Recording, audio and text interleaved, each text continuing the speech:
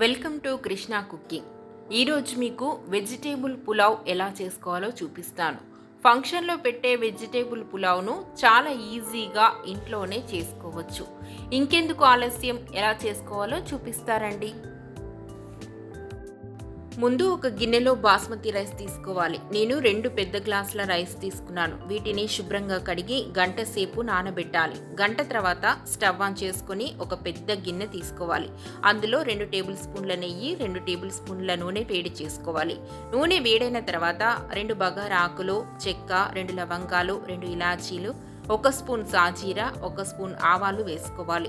తర్వాత జీడిపప్పు పలుకులు, 4 సగానికి కట్ చేసుకున్న పచ్చిమిర్చి, పొడవుగా కోసుకున్న ఉల్లిగడ్డ ముక్కలు వేసుకొని బ్రౌన్ కలర్ వచ్చేంత వరకు వేయించుకోవాలి.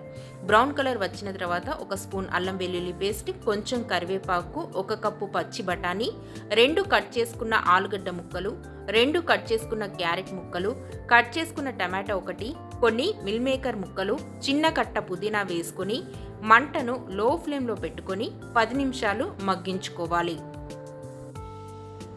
10 నిమిషాల తర్వాత వాటర్ పోసుకోవాలి. నేను 2 పెద్ద గ్లాసులతో బాస్మతి రైస్ తీసుకున్నాను. వాటికి కొలత ప్రకారం 3 గ్లాసుల వాటర్ తీసుకున్నాను. అంటే 1 గ్లాస్ బియ్యానికి 1.5 గ్లాస్ వాటర్ తీసుకోవాలి.